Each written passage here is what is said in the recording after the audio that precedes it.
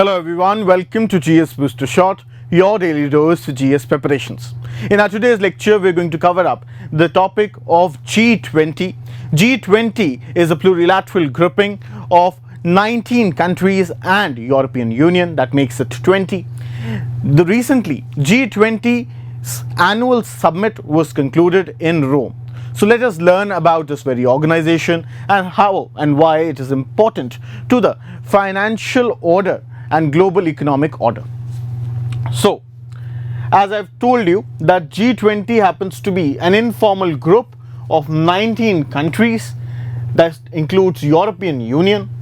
Then this G20 membership comprises of world's largest advanced and emerging economies, and they represent about 2/3 of world's population, 85% of gross domestic product of the world, 80% of global investment, and over 75% of global trade. So basically this very grouping not only has the richest economies of the world, whereas it also comprises of emerging economies of the world.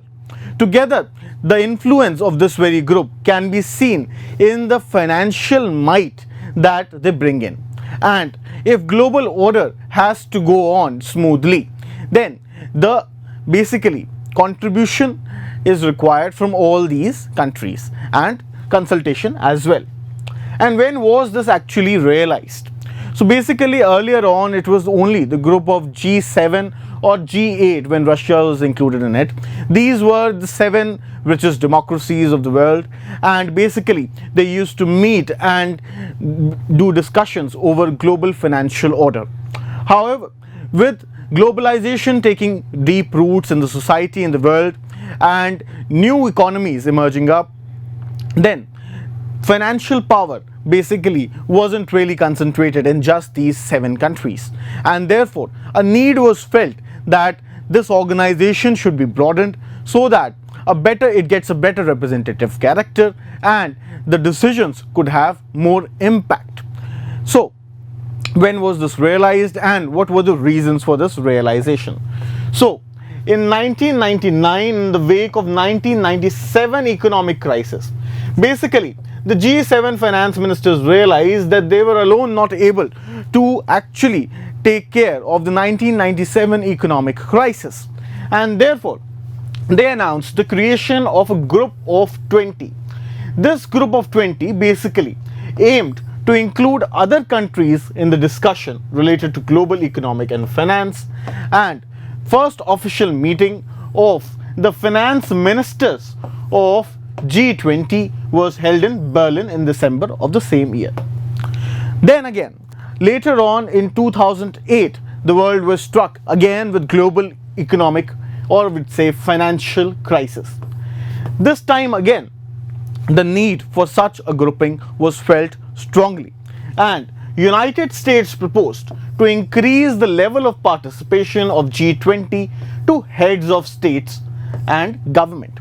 So basically earlier on only finance ministers of G20 countries were invited on for these discussions. However, in order to give more sanctity to this process, the United States proposed that this very meetings should be basically taken up a further notch up to the heads of state level. And finally in 2009 Pittsburgh summit, the heads of state and government decided to institutionalize G20 as the main forum for global economic and financial cooperation. So why is basically global economic and financial cooperation needed? In a globalized world, no one country basically can dominate the entire economic order, and if any one country goes on a wrong economic trajectory, it impacts growth overall in the world. So earlier on there is a term, it was coined by a famous diplomat. He said that when France sneezes, entire Europe gets cold, which means because at that very point in time, earlier times, France was so important to Europe's economy. Then if France gets on a downward trajectory, the impact could be seen over entire Europe. Later on, this was true with respect to America, and it's still true with respect to America.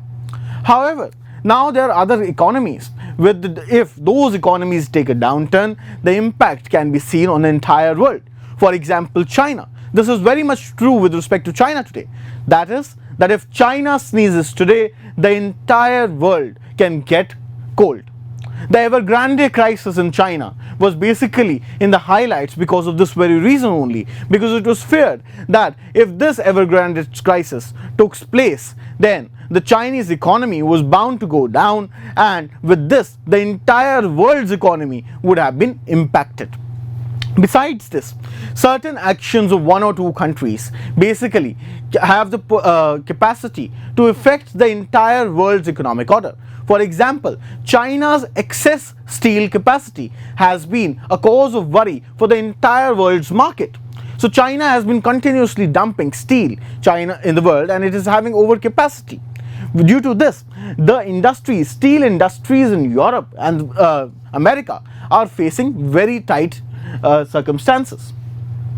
So therefore, all the countries of importance need to be brought on board so that the entire basically growth can be maintained in the world. Trajectory of growth is essential to be maintained for the world. So the G20 leaders are meeting every year since 2010. Now let us see how G20 works. Does G20 also has a secretariat? Not really.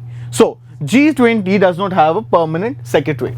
It has a system of basically rotating presidencies. So the G20 countries are divided into about 4 groups of 4 countries each, and 4 or 5 groups, and every year the presidency rotates between these groups.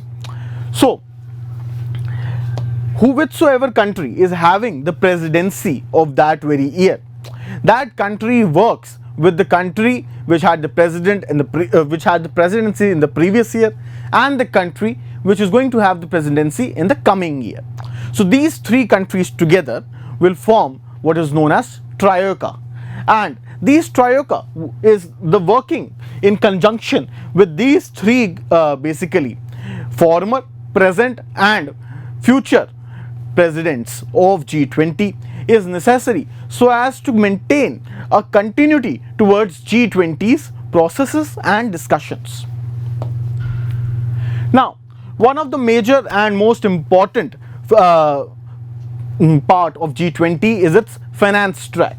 So finance track के अंदर G20 के अंदर basically meetings होती हैं between finance ministers, economy ministers, central bank के governors, vice ministers and Sherpas. Sherpas basically chief negotiators होते हैं जो कि हर एक country के तरफ से आते हैं, and they basically represent the countries. This year Piyush Goyal, who is a minister in our cabinet, was the Sherpa of India. For present governor of RBI, Shaktikanta Das, has also been an earlier Sherpa at G20. So the finance track mainly focuses on economic, financial, monetary and tax issues, as the name itself suggests. So the primary task of the G20 happens to be with respect to having a stable global economic order. However, given the influence that these countries actually exert on the world forum, and given the nature of this informal forum and the ease with which things can be brought in and agendas can be set at this very forum, this forum happens to be working on various other aspects also, be it health or be it which was the COVID challenge. So the outcome of the process flows into the broader communique traditionally adopted by G20 heads of state and governments at the end of summit. So as we must have known in one of my earlier videos, we had talked about global minimum tax. So global minimum tax को भी finally जो assent है वो G20 से मिलना था, G20 के world leaders पे मिलना था, and उसके बाद after that ये जो global minimum tax के लिए जो agreement होएगा is now going to go to all the signatories for ratification. In this very year's summit, this global minimum tax was approved by the leaders of G20. Now, with respect to this year's summit especially, so this year Italy happens to be the presidency, holding presidency of G20, and the summit was held in Rome. Such questions or such facts become essential with respect to prelims. The theme of this year's summit was people, planet, and prosperity.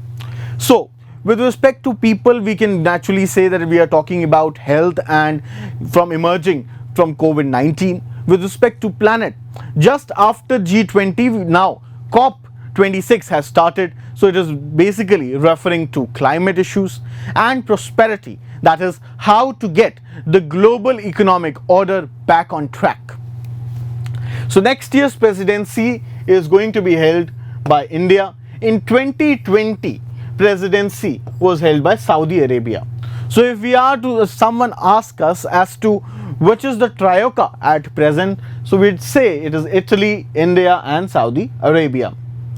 Moreover, the summit comes at a very opportune moment because it underscores the need of global economic order rather than regional or national order. So what has COVID-19 actually done? After COVID-19, we can see a surge of nationalism, and the world has already been divided between two different trajectories. So, because of geopolitics, the international order isn't as stable as it used to be, and this is having economic impact on everyone. Basically, now countries are taking different economic roads and different regulations. One of the prime reason or issue with respect to this that can be given as an example was with respect to recognition of COVID vaccination certificates. So basically different countries are having their own regulations. If these regulations are not harmonized, naturally the direct impact would be on the global economic order and would be directly resulting in a slower trajectory to getting back the economy, global economy on tracks. So, besides this, if we have to sum up in formal words as to what is the exact role of G20, let us see. So, G20 plays a critical role in creating an enabling environment for inclusive global growth and development. Besides this, G20 is a platform where leaders committed to work with developing countries, particularly low-income countries, and support them in implementing their nationally driven policies and priorities. Moreover, G20 countries try and help the lower income countries towards achievement of Millennium Development Goals. Because naturally, when the entire world grows, naturally you will also grow with the entire world. The fact that G20 countries take into account the challenges of lower income countries, it can be seen with respect to the initiative that was taken by G20 countries when COVID struck, which was the suspension of debt service. Basically, debt servicing was suspended. The need for debt servicing was suspended during this very time by low income countries, because naturally, if at that very point in time debt servicing was in force, debt servicing का मतलब है कि जो first world countries in countries ने lower income countries को date दे रखी है, जब उस डेट की बेसिकली मैच्योरिटी का टाइम आ गया, रीपेमेंट का टाइम आ गया, and that time is between Covid crisis, what if because the extreme economic crunch, we cannot really expect that these low income countries would be in the position to pay these debts back. And if we had allowed them to default on their debts, what would have really happened? That would have actually worsened the situation, worsened their economies. And therefore, G20 took an initiative. India rather basically proposed this to Saudi Arabia, who was the chair, who was the presidency, holding presidency of G20 at that very time.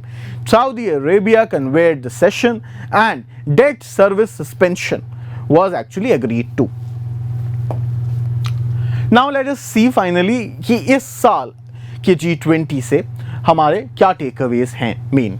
Basically, the fact that this year G20 summit actually took place is a big thing given how divided the world is at present moment. However, there were certain takeaways, although not much was expected from this year's G20 summit. So basically, G20 negotiators have worked together towards bridging gap for a push for a tougher climate stance from European countries going into 13-day Glasgow conference, and concerns of China, India, Russia, where fossil fuels and coal play a major role. So basically there has always been a dividing line as to with respect to taking the burden of climate change and the contributions.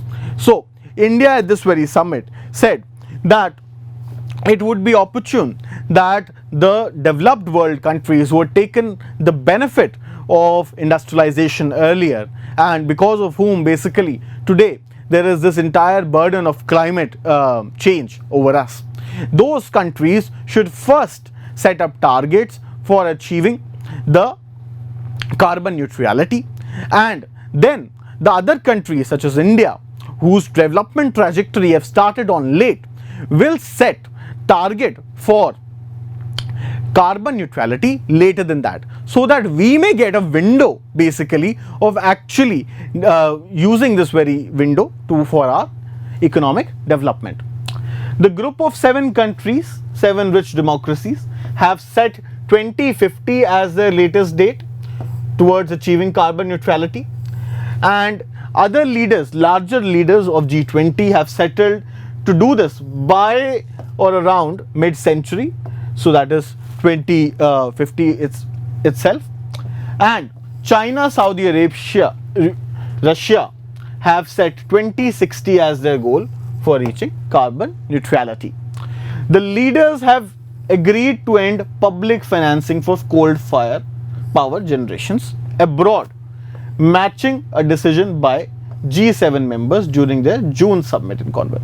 So leaders ने ये decide किया है कि अब वह कोई भी coal financing के जो projects हैं उनको finance नहीं करेंगे abroad में, अपनी country का नहीं बोला है. So this is the first step. Basically जब state carbon intensive sectors, carbon intensive generation, electricity generation sectors के अंदर से अपना पैसा निकालेगी, so naturally these sectors which have been having state impetus for quite some time now will lose that thing, and not many people would come up for setting up such very power generation plants. And this has also been said by some earlier reports by World Banks also, in which they said that basically government should take their financing and investment out from these carbon intensive energy production sectors to renewables. In this very manner, when government starts putting in money into renewables, naturally the renewables will take growth itself and the costs would decline. We've actually seen this in case of solar power generation in India, and how basically the price of solar units has gone down in India extremely.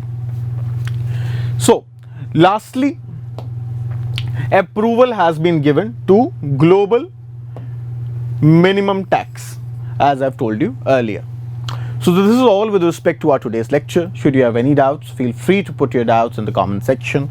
I'd be also attaching the PDF of this very lecture along with this video for your convenience. Thank you and have a nice day.